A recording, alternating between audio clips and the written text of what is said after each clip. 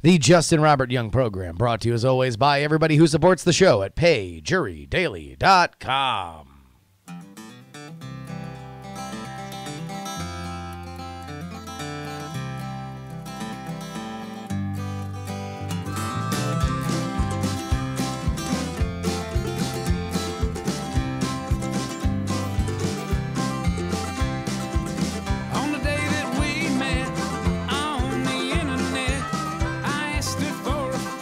Oh,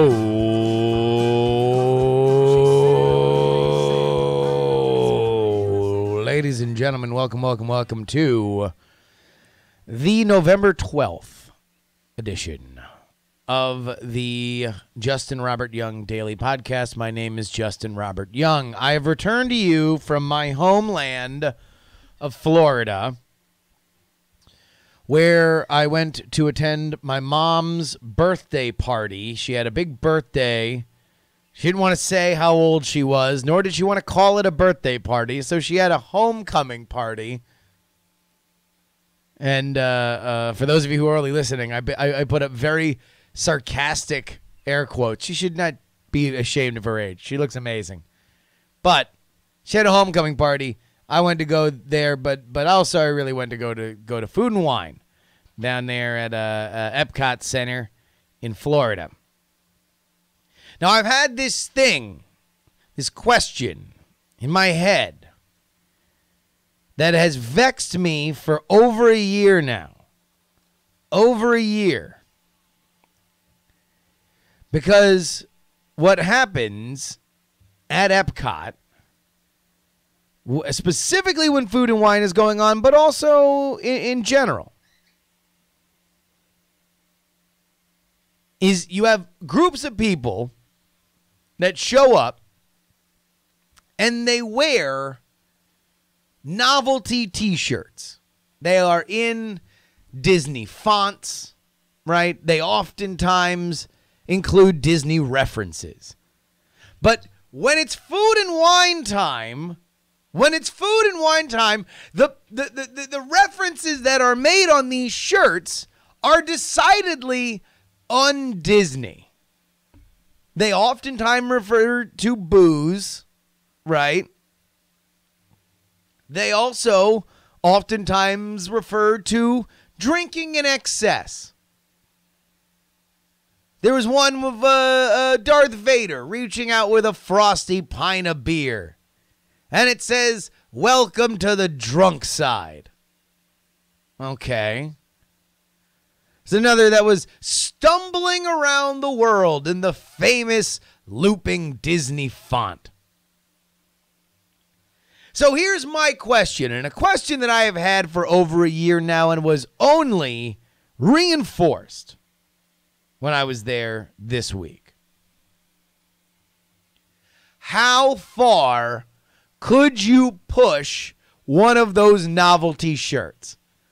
What is the line? I'm curious in both. The line before and after you are asked to please turn your shirts inside out because, sir or ma'am, this is a family park. Because obviously they're loosening things up just a little bit for Epcot, right? Things are a little, I would imagine that if there were a culture of bringing "we're here to drink" t-shirts into the Magic Kingdom, they might ask you to tone it down a bit. After all, the Magic Kingdom doesn't even serve liquor. They got a complicated relationship with the devil's liquid from the jump. So number one, I need all of you guys to help me with this. I need you to email me, jurydaily@gmail.com. I need everybody watching this on YouTube to please respond with your lines that you feel would be either on the borderline. In fact, edge on, it's like an, do I got to call a supervisor? You guys are going to need to turn those inside out. I got an opening bid, though. And I think it's a good one. So any serious intellectual discussion of this topic eventually leads you to one very important bottleneck. Be Stran writes, "Hey Cinderella, I do you." I mean, I think you'd probably have to keep it on drinking, but maybe not.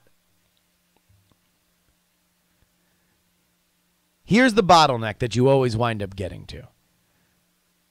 Would you be able to bring in a t-shirt that was included a curse word,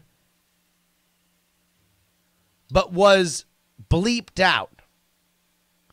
Could you have a 4-letter word, fuck or shit or piss, something like that, but it's bleeped out? And even more daring, could you do it not bleeped out? Because to me, that's the level. It is obscenity is where you cross the line, because somebody eventually is just going to be worried about the fact that, all right, am I going to let this person in?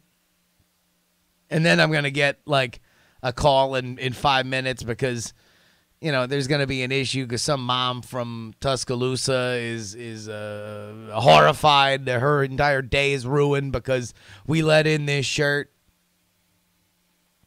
B. Strand comes right back and says, how about this on a shirt? Hey, Epcot, where's the bleeping liquor? I think that one gets through. Where's the bleeping liquor? Probably gets through because he wrote out bleeping. It wasn't F star, you know, ing. But here's what I thought. All right, I'm going to give you guys my opening bid here. I think you have to go deep reference. Deep reference. Like anything, it's okay if it's funny enough. So here, I'll tell you what, I feel like we are definitely exploring the outer edges of this. I did say going over the line. So Dretch Wildfire says a picture of a visually drunk Cinderella saying, I'm ready to put it in my bleep. That I think that would also be over the line. But again, we're going to try to work our way back in. Over the line, but closest to the line. That's the goal. Here's my pitch. You do it in the Aladdin font, right? The Aladdin font. Just big words on the front of the t-shirt, right? Prince Ali, shit-faced is he, Ali Ababwa.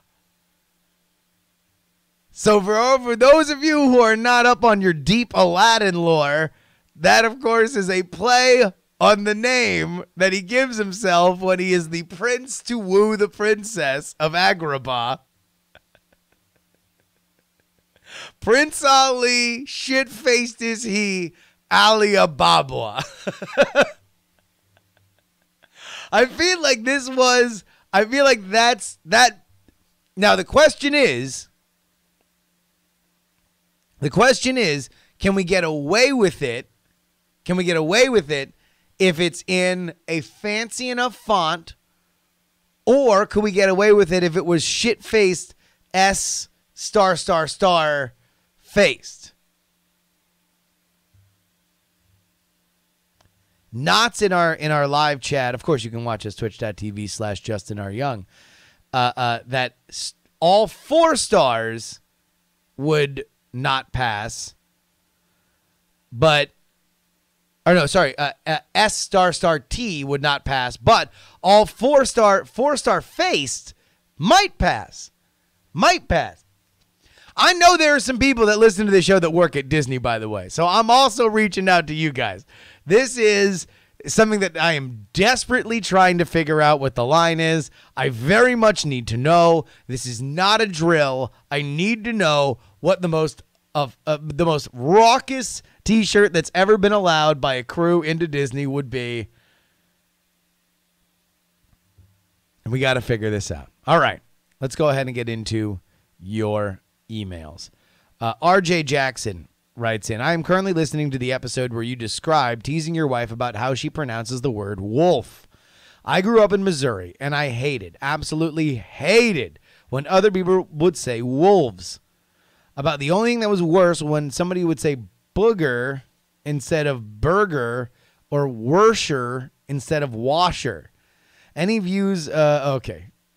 Then it's his thing. My wife is here, or she was here. She was walking by. I thought she was coming to the microphone. Did you have any further comment on wolves and woofs? I mean, if I heard correctly, he agreed with me, right? No. Well, Oh. I don't know. Maybe. I didn't really pick up the point of what he was saying. He was just saying that he has certain pronunciation things, but he said wolves. He didn't write out woofs. He meant it as wolves. He meant it as woofs? As wolves. Woofs. Wolves. Woofs. Wolves. That's what you say is woofs. Woofs. I don't say WOOFS. woofs. I know. That's what you say. I say woof, and I say wolves. I hate There you. we go.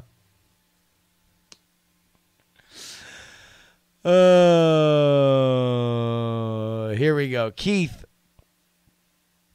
writes in, this is in regard to Will's Don't Be Keith email that you read on Devils in the Retails. If it helps, I'm Keith.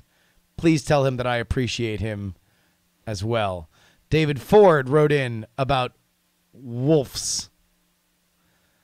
I've said wolves. Okay, so I think that maybe people are saying, all right, everybody, if you're going to write in about this, just for me, I know that that's not what you're actually saying, but if you mean that you agree with Ashley, then write it woofs just so I can phonetically say it, because you can't say, oh, I've always said wolves instead of wolves. Like, you can't write it the same thing, which is what David does. So I don't know. But here we go. David writes, I've said woofs my entire life and never realized I've been spelling it incorrectly either. If it helps, I'm white, and I would never French kiss woofs.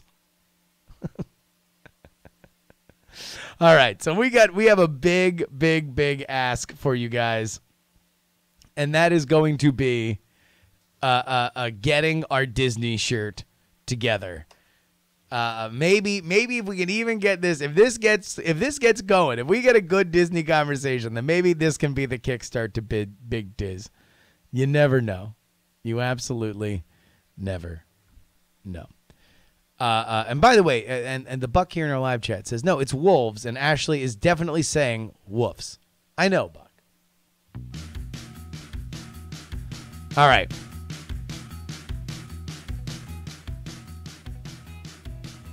Let's go ahead and thank our producers in the grand jury box selected today. The Jen, PD Rave, Non-Specific, Rock and Roll, Martian, Joe Acosta, Will, Redneck Tech, and James. Again, please email us, jurydaily@gmail.com. Again, jurydaily@gmail.com. Or write a comment right below this on the YouTube. Twitter, Instagram, Snapchat is Justin R. Young, and you can join our Discord at bit.ly/jurydiscord. Keep the conversation going. Oh, and I will say this because turnabout is fair play. I have been thoroughly voted against in terms of me saying lures like lures. I say lore instead of lure. So Ashley is totally right. I was totally wrong. She's now fist pumping around the studio.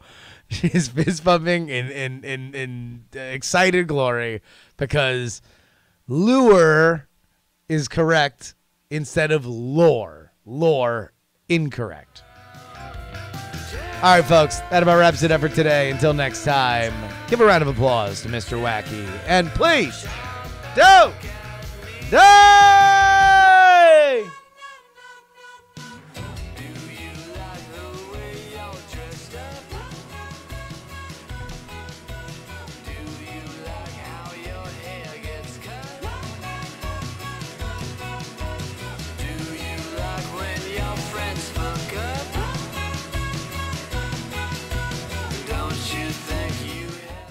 Diamond Club hopes you have enjoyed this program.